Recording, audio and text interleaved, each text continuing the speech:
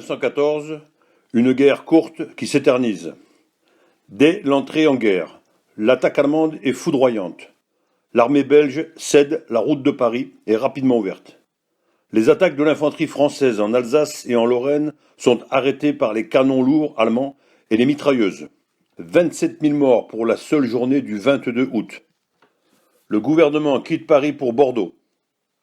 Début septembre, le général Joffre lance une contre-offensive générale de Paris à Verdun, parallèlement à la Marne, afin d'éviter l'encerclement de la capitale.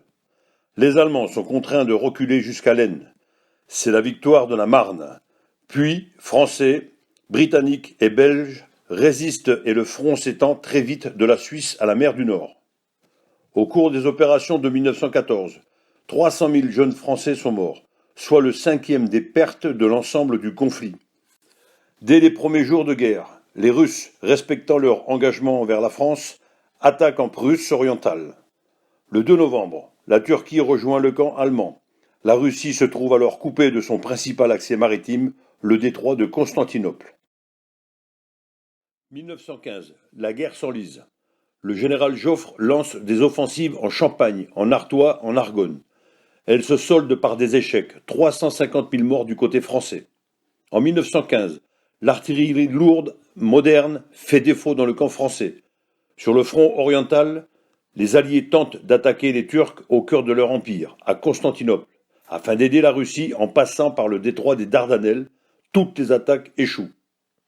Les offensives allemandes à l'est se multiplient et s'enfoncent de 500 km, mais le front russe n'est pas enfoncé. L'Allemagne doit continuer à se battre sur deux fronts. Les Allemands, bafouant le traité de la Haye de 1899, utilisent les gaz de combat pour la première fois à Ypres le 22 avril 1915. Utilisant une arme nouvelle, ils pensent en vain pouvoir percer le front. En dépit des efforts des deux camps pour obtenir la victoire, l'année 1915 installe l'Europe dans une guerre longue. 1916, les grandes batailles. Le matériel ne cesse de se perfectionner. L'artillerie lourde alliée rattrape son retard et égale celle de l'Allemagne. Produire de plus en plus d'obus pour tuer de plus en plus de soldats. C'est à cette impasse que parviennent les militaires des deux camps, avec, à la clé, les deux plus grandes batailles de la guerre, Verdun et la Somme. La bataille de Verdun débute le 21 février par une attaque allemande et se poursuit pendant 10 mois.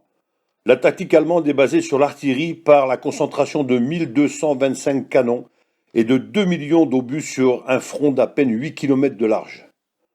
Les troupes françaises galvanisées par leur nouveau chef, le général Pétain, résistent.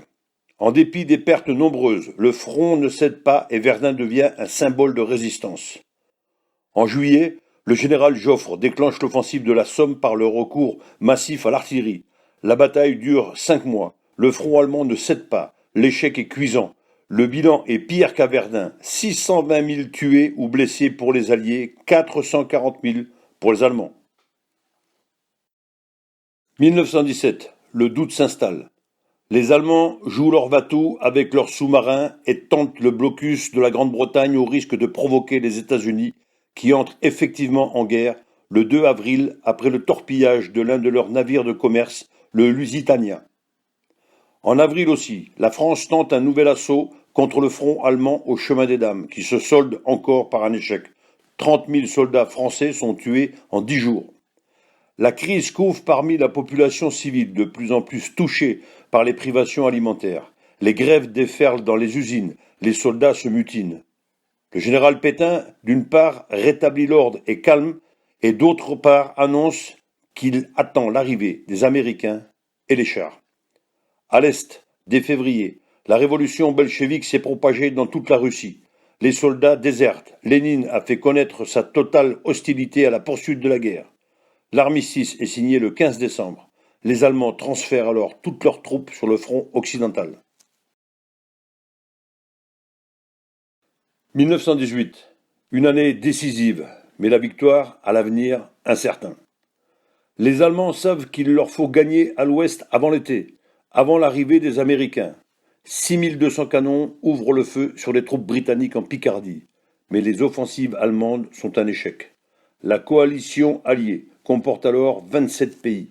Outre les Français de métropole et des colonies, Les Britanniques et les Américains, des Néo-Zélandais, des Australiens, des Canadiens, des Italiens, des Portugais et des Grecs combattent en France sur le front occidental. À partir de juillet, les Alliés renforcés par des Américains reprennent le dessus alors que l'Allemagne entre dans une période de crise. Des centaines de chars Renault FT-17 équipent 9 régiments d'artillerie et montent en ligne alors que les Allemands n'ont pas d'engin équivalent. Dans les Balkans, l'armée alliée d'Orient, sous les ordres du général Franchet et d'Espéré, passe à l'offensive et obtient le succès en septembre 1918 et précipite la défaite de la Bulgarie, de l'Empire ottoman et de l'Autriche-Hongrie. Le 11 novembre 1918, l'armistice est signé à Rotonde, dans la forêt de Compiègne. La France a perdu 1 400 000 hommes. 680 000 veuves ont en charge 760 000 enfants orphelins. Le quart du territoire est dévasté. Les campagnes sont dépeuplées et l'économie exsangue. Une victoire pour la France, certes, mais au goût amer. Des Allemands vaincus, certes, mais qui pensent avoir été trahis par leurs hommes politiques et qui pensent à leur tour à la revanche. 1914-1945. Une guerre de 30 ans ?